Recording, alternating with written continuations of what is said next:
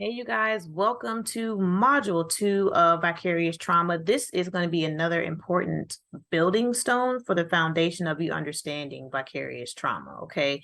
We know that vicarious trauma, say that 3 times fast, you guys, is an event that you witness, whether you are reading something fiction, nonfiction, on your timeline, on the news. We know that it impacts you. And this is why we got to talk about the inner child, you guys. I'm so excited. I love parts work. There is a modality in therapy called internal family systems, and it's such amazing work. It's called parts work for short, sometimes IFS. But what it really does is help us to unlock the most innocent parts of ourselves that we have failed to protect, didn't have a chance to protect, maybe ignoring. So we got to get into that because, of course, that's likely where we are triggered or activated when we are witnessing these different things in our timelines and in social media. And so in this module, what I really want to help you do is have a deeper understanding of how to make connections to your personal experience, starting with the inner child. When you are triggered by something you watch on TV. So it'll link to what we previously talked about, right? Keeping all that stuff in mind. So first of all, what is the inner child? And of course, I went to the internet, as I do, just to get something simple to put up for you guys. And it's defined as a person's supposed original or true self. It's kind of like blank slatey, right? So like we have not yet experienced certain things. We usually refer to the inner child as either, protected or damaged, kind of like I alluded to earlier. But I want you to think about your most innocent, uninformed self before you started having experiences, whatever those experiences were, good, not so good, everywhere in between. Some of us grew up a little faster because of our traumatic experiences. Maybe you were never allowed to have a childhood because you were having to raise your siblings because parents are working, or you didn't really have parents, or whatever the case is. There are certain developmental milestones that are missed when trauma is introduced, or when we're supposed to be responsible for certain things according to whoever raised us, unfortunately. And we don't learn certain things, right? So there's this huge thing that I really want to show you guys. It's so important. It's so, so important. Whenever I'm doing a presentation, and I'm going to take you guys there too, I talk about Erik Erikson's psychosocial stages of development. And yes, this is huge, okay, because it's really going to help you to understand and conceptualize what I mean when I'm talking about the inner child, okay? So really quickly, let me just take y'all to my master's program real quick, right? Let me take you to school.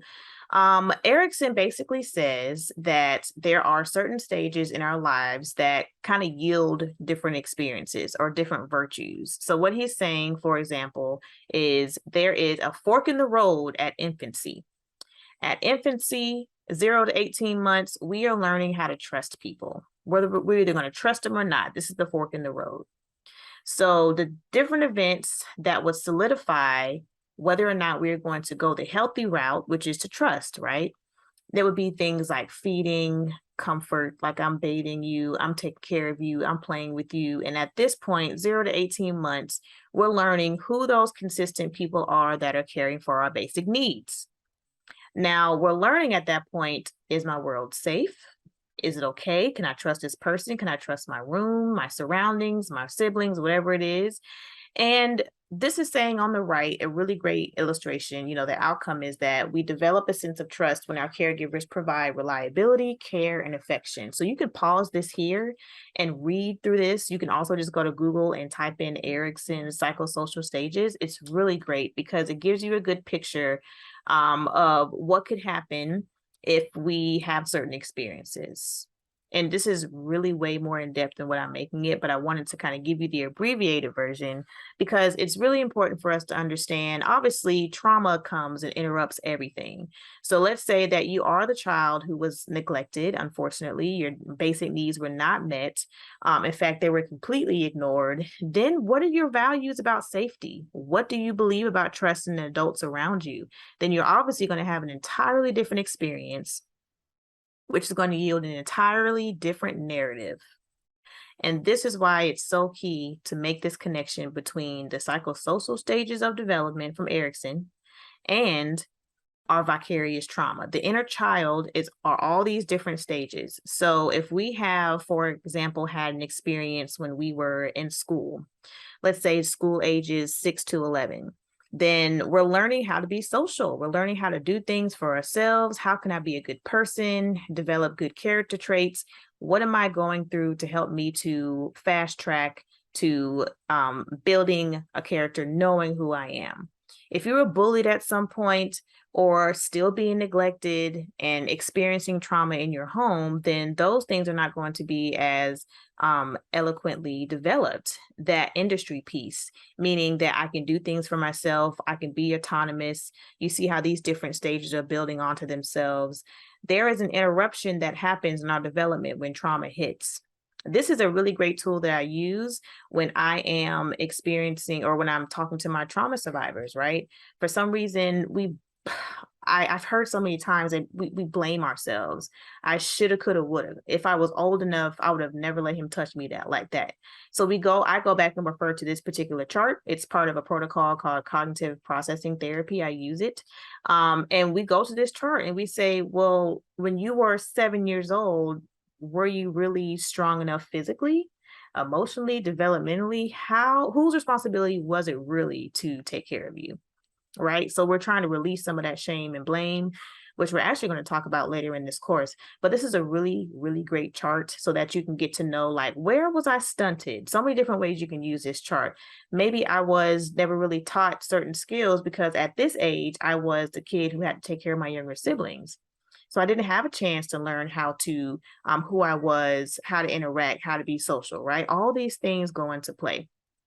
Super important and really powerful example of where we can see what these traumatic experiences actually do for us and our psyche. And so when we're talking about vicarious trauma, that discussion is crucial because we need to be able to articulate why something is affecting us a certain way. So you may say something like, if you're looking at the chart, this was around the time of my life where I was going through this specific type of trauma. And so watching the hungry children on the show when I was neglected, that actually impacted me. It took me back to the poverty that I experienced, right? So this is important because I think it's really going to unlock what your understanding is of really how to categorize the things that you've been through and possibly why certain things you're watching impact you, right? Now let's meet Sharia.